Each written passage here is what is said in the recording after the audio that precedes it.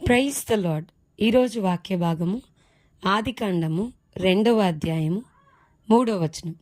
కాబట్టి దేవుడు ఆ 7వ దినమును ఆశీర్వదించి పరిశుద్ధపరచెను. ఏలయనగా దానిలో దేవుడు తాను చేసినట్టు సృజించినట్టు తన పని అంతటి నుండి విశ్రమించెను.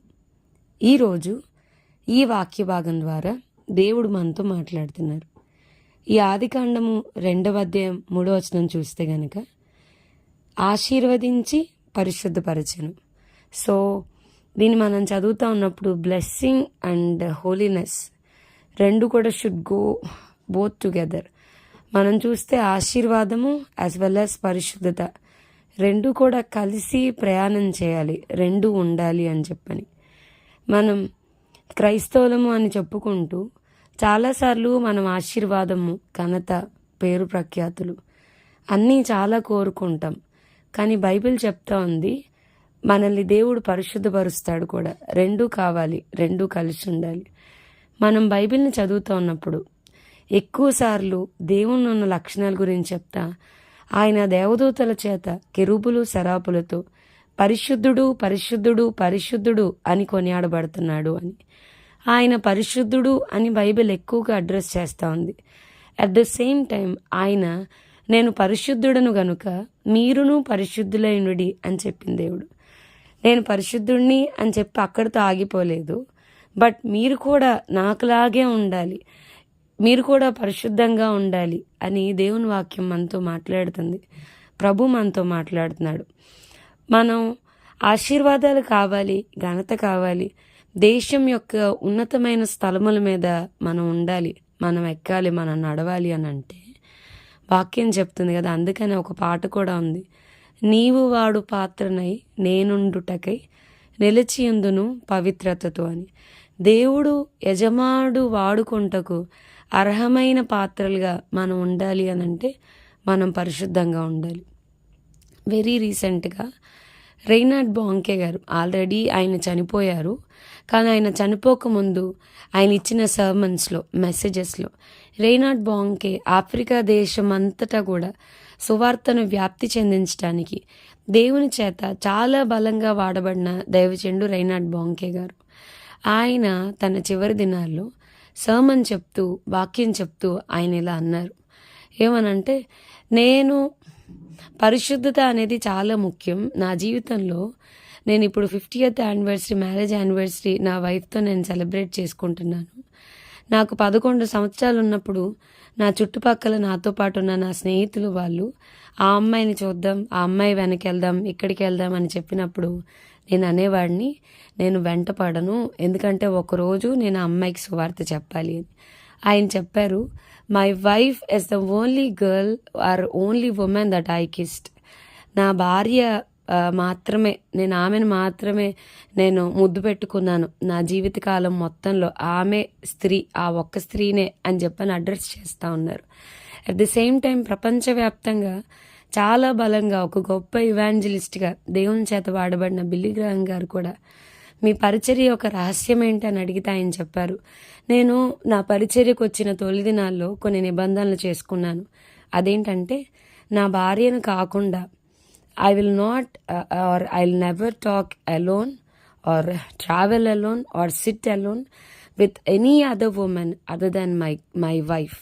నా భార్య కాకుండా వేరే స్త్రీతో కూడా ఒంటరిగా ప్రయాణం చేయను, ఒంటరిగా కూర్చుని మాట్లాడను, ఒంటరిగా నేను మాట్లాడను అని చెప్పని కొన్ని డెసిషన్స్ తన ఎర్లీ పరిచర్యకు వచ్చిన తొలి దినాల్లో బిల్లీ గ్రాహం గారు చేసుకున్న నిర్ణయాలు చెప్తూ వచ్చారు.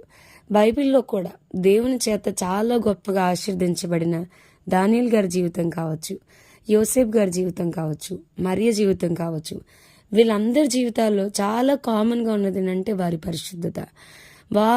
వారి యొక్క హోలీ లైఫ్ని మెయింటైన్ చేయడాన్ని బట్టి, వారి పరిశుద్ధ జీవితాన్ని కాపాడుకోవటాన్ని బట్టి దేవుడు వాళ్ళని దేశం యొక్క ఉన్నతమైన స్థలంలో వారిని ఆశీర్దిస్తూ వచ్చాడు, వారిని ఉన్నతంగా ఉంచాడు. అందుకనే వాక్యం చెప్తుంది కదా, నీవు నీతిని ప్రేమించి దుర్నీతిని ద్వేషించితివి కనుక దేవుడు నీ దేవుడే, నీ చెలికాండ్ర కంటే నిన్ను హెచ్చించును అని వాక్యం చెప్తోంది. సో దేవుడు మనల్ని ఆశీర్వదించాలి, దేవుడు మనల్ని టాప్ పొజిషన్స్లో ఉంచాలి, మనం అనేక మందికి ఆశీర్వాదకారకంగా ఉండాలి అని అంటే ముందు మనం పరిశుద్ధంగా ఉండాలి. మన పరిశుద్ధతను మనం కాపాడుకుంటూ ఉన్నప్పుడు that will attract hour God. మన యొక్క పరిశుద్ధమైన జీవితం, భయభక్తులతో కూడిన మన జీవితం దేవుణ్ణి ఆకర్షిస్తుంది, దేవుని దయను సంపాదించుకోవడానికి మనకి కృపను అనుగ్రహిస్తుంది. కాబట్టి మనం పరిశుద్ధంగా ఉన్నప్పుడు దేవుడు మనల్ని ఆశీర్దించకుండా ఆపడం ఎవరి వల్ల కాదు. దానియేలు ఒక నిర్ణయం తీసుకున్నాడు. He doesn't want to defile himself. తాను అపవిత్రపరచుకొనకూడదు అని అనుకున్నాడని.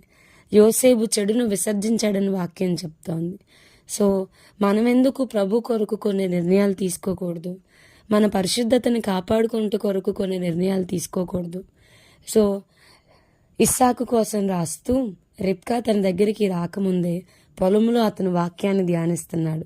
సో తన ఫ్యూచర్ వైఫ్కి చాలా నమ్మకంగా ఉన్నట్లుగా మనం చూస్తూ ఉన్నాం.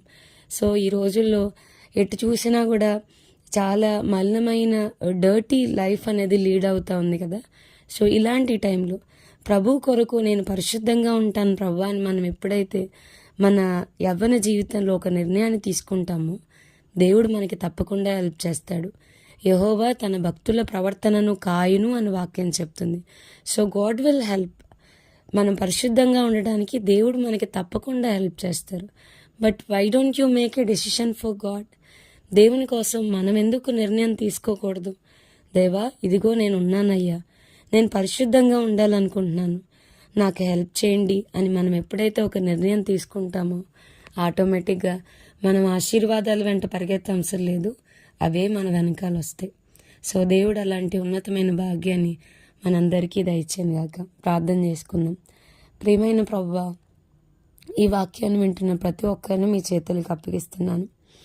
వారు పరిశుద్ధంగా ఉండాలి అనే ఒక డెసిషన్ ప్రభా, ఒక నిర్ణయాన్ని మీ సన్నిధిలో తీసుకోవడానికి కృపను అనుగ్రహించండి, వారిని ఆశీర్వదించండి.